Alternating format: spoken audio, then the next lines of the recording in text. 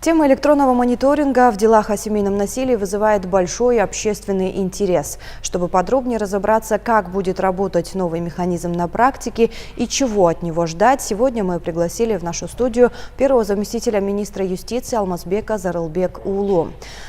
Алмазбек Зарылбекович, здравствуйте. Здравствуйте. Скажите, пожалуйста, насколько эффективен электронный мониторинг в предотвращении повторных случаев семейного насилия? Как вы уже отметили, значит, у нас был запущен пилот в рамках Октябрьского района города Бишкек. И вообще применение электронного мониторинга нами рассматривается как, в первую очередь, превентивный и сдерживающий инструмент, то есть направленный на, можно сказать, снижение риска повторных актов семейного насилия. И мы видим, его эффективность проявляется прежде всего в аспектах, где повышается дисциплина правонарушителя, то есть осознание постоянного контроля снижает вероятность повторных нарушений условий охранного ордера. Также практика уже показывает то, что при применении средств электронного наблюдения, то есть электронный браслет, мобильное приложение, то уполномоченным органам позволяет оперативно реагировать на фиксацию нарушений со стороны лица, совершившего семейное насилие, и своевременно принимать превентивные меры. Также практика показывает, и мы полагаем, что применение средств электронного наблюдения это также еще и носит психологический эффект защиты для пострадавших. То есть, если они знают, что в отношении семейного насильника применяется средство электронного наблюдения, и он 24/7 находится под контролем уполномоченного органа, то он будет чувствовать себя более защищенным. Поэтому мы считаем, что средства электронного наблюдения, они себя оправдывают и в последующем будут широко применяться. Как мы отметили, пока проект реализуется в пилотном режиме. С какими трудностями вы уже столкнулись и какие выводы сделали на этом этапе? На сегодняшний день, да, пилот уже запущен. Он запущен на базе мониторингового центра Министерства юстиции. Данный наш мониторинговый центр уже функционирует на протяжении 3 лет. Это в отношении клиентов пробации.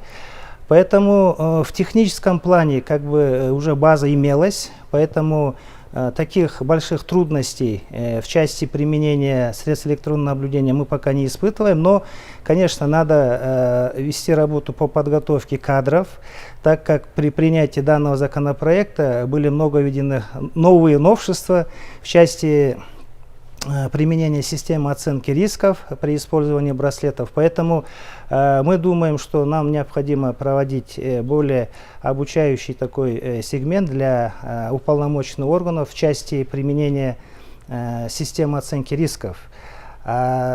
Также, конечно, при расширении,